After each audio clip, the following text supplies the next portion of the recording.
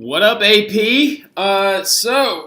Welcome back. Good first day back in school. We left off right here in class today. So let's kind of pick up where we left off. And we were talking about the agricultural revolution that occurred in Western Europe between 1650 and 1850, right? So the biggest impact that the Enlightenment and the Age of Genius saw on the different sectors of life has to be when you consider agricultural production as well as the global economy. All right, so we're talking about mainly right now like how this era and this age of genius had massive impacts on the way people lived their lives, the way people made money, and the way people made their goods. All right.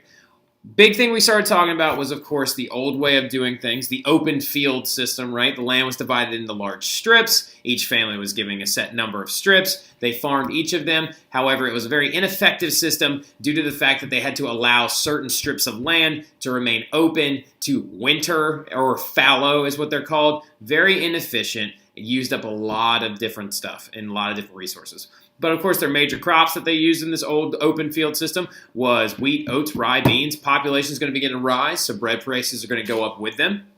The England and Dutch are going to start looking for ways to make more money off of out of this larger growth of population, and is also using trade as an extreme asset. So it's going to bring about the agricultural revolution. The agricultural revolution was a trend that started in 1650. Where slowly this open field system was eradicated and then saw the earliest extreme adoption of the enclosure system, right? We talked about the enclosure system when we talked about the 100 Years' War, how England is going to try and profit as much as they possibly can off of the use of large plots of land, dividing them up into separate fields, fencing them off, then using the serfs or different agricultural laborers to grow certain items to make more money, right? So the lords were buying the strips, fencing them off, and adopting new farming techniques. New farming techniques include planting winter crops instead of allowing them to rest. So a good winter crop, for example, is turnips. Turnips actually tend to die off inside the soil and replenish the nutrients. And then also, cow and cattle can feed off of them. We talked about in class today how a lot of population growth was stifled due to these old ways of making food. In particular, that they had to slaughter all of their livestock up until winter because they didn't have enough feed or ways to keep them alive throughout the winter months. This is going to be adopted with the agricultural revolution, that planting certain crops to allow them to graze upon, they will then fertilize the land as they go to the bathroom and stuff like that. And that's going to increase the use of the soil. And then the next year, you will do the same type of rotation and then rotate all of your crops around, right? So crop rotation and then winter crops was the two big techniques that are going to be adopted during these time periods.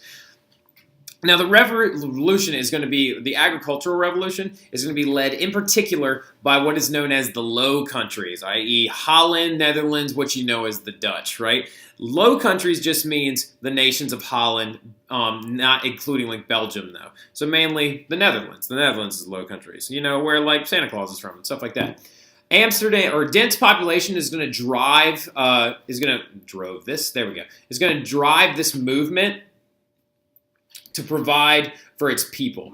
So the Low Countries are going to begin to adopt the agricultural revolutionary techniques to provide to the large influx of people coming in, and Amsterdam and other large cities are going to begin to grow and grow and grow because of the large influx of migrant workers, as well as the large impacts of urbanization onto their cities because of the growth and the dominance of their Dutch East India Company. So with these larger growing urban areas, you had to figure out different ways to have excessive amounts of food to provide for this giant influx of people. Because if you have more people working for the East India Company, you need to provide those people with more food to keep them healthy, to keep them working, right? So other countries, though, particularly England, were going to begin to mimic the Dutch by enclosing off fields, draining marshes for farmland, which is a genius idea because marshes are literally nothing but... Hey, Rufio, do not go in the basement.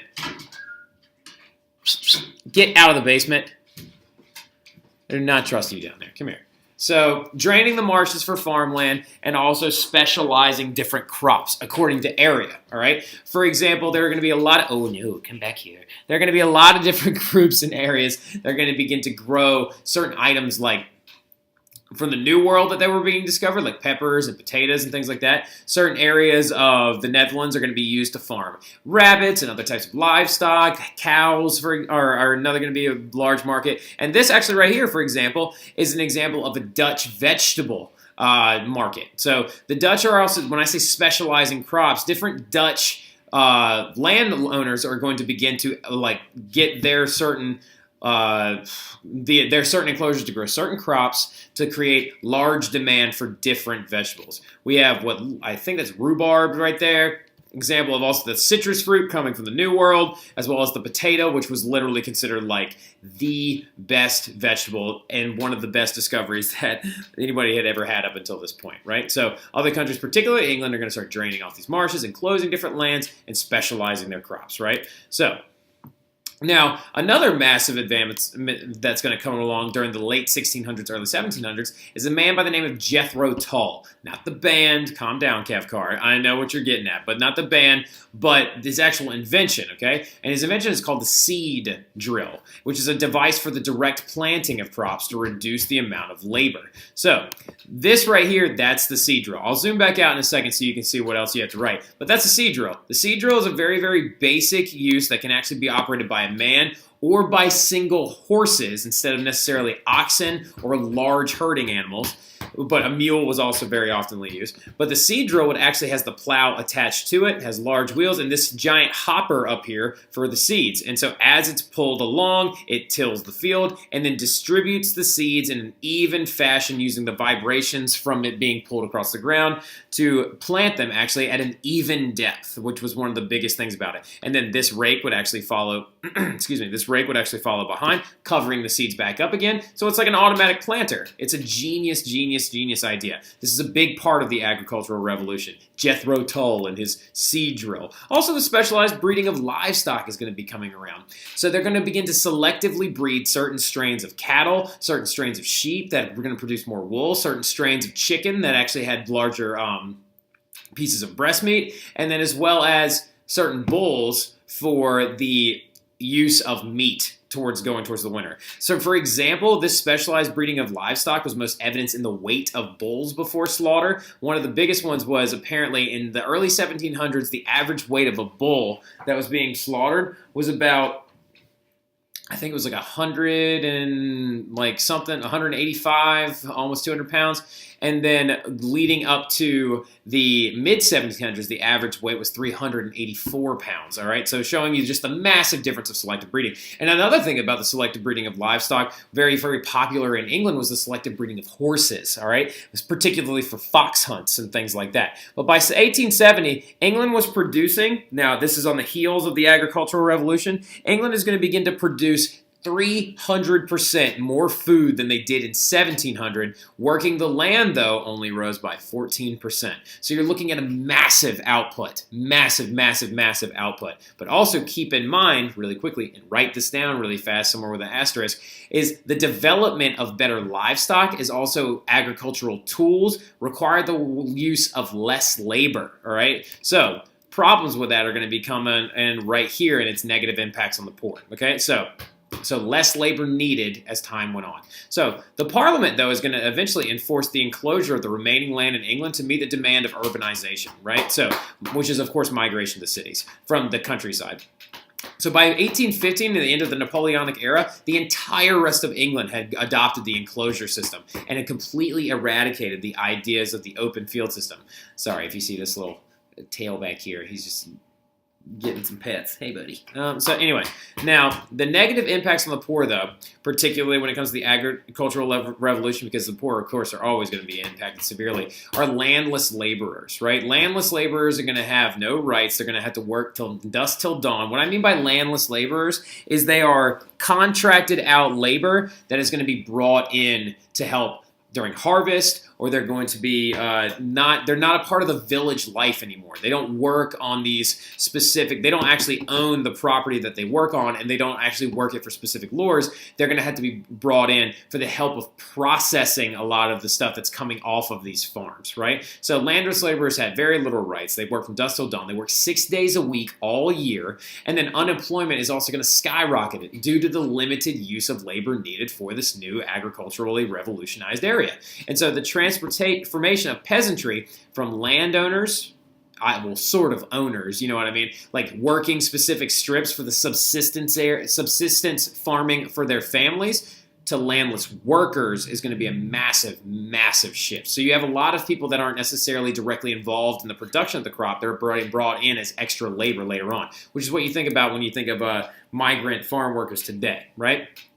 Also, this is going to be coming right around the time of a massive population explosion, right? So there was a lot of negative impacts on population leading up till about 1700, particularly that being of the Black Death, infant mortality. 1 in every 3 births actually during this time resulted in the death of the child, mainly just due to the different things like typhus, typhoid fever, scarlet fever, very, very early contractable diseases, and infant mortality rate was crazy, crazy high. Also, just the complications of the birthing process during this time was extremely, extremely high. So war was another thing that was going to impact population before 1700, and also poverty and the price revolution, right? So poverty usually promotes famine, which usually promotes weaker immune systems, which usually promotes susceptibility to diseases, right? So a lot of this has to do with like the sorry, my wife's like dancing in the front room.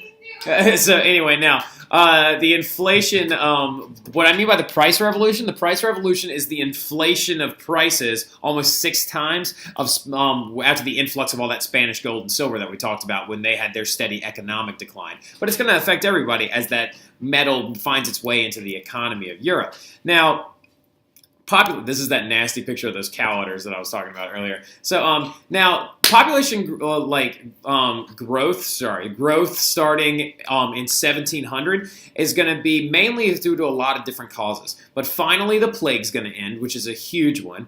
Better medicine is going to be adopted. For example, cowpox is going to be a massive advancement. The discovery of this strain of disease is going to be used to create put it next to this right here, a smallpox inoculation. So most people during the late 1700s, late 1800s, and going on into the future we're going to be inoculated with using a disease called cowpox that doesn't directly affect humans, but it actually, the virus itself kills the smallpox virus. So and it's very, very minimally invasive on the human body, and the chances are is that it may usually lies dormant for most of the time, but that virus supersedes the smallpox virus and would eventually actually eradicate it.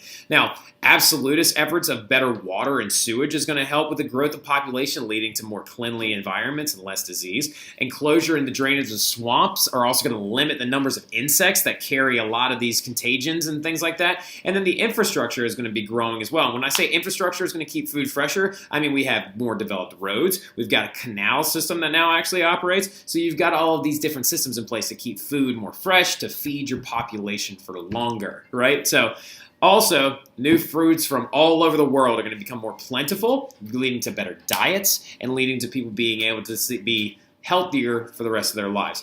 The potato happens to be the most glorious of all of these vegetables, simply because potatoes were considered now like the food of the poor. The French actually, if you look up how to say potato in French, if you look up how to say potato in early 1700s France, it actually meant basically the apple of the earth, right? So it's actually just a really cool little thing. Like the potato actually it doesn't require any seeds. It only requires another piece of a potato to grow another potato. So all one family, a poor family could provide for itself completely with just one potato, right? So that's just a glorious thing of the new foods from all over the world. And we'll talk more about those foods a little bit tomorrow when we actually come in. But that's going to be it. We're going to cut it right here, AP. But I will see you guys tomorrow, all right? Hope you all have a great rest of your evening.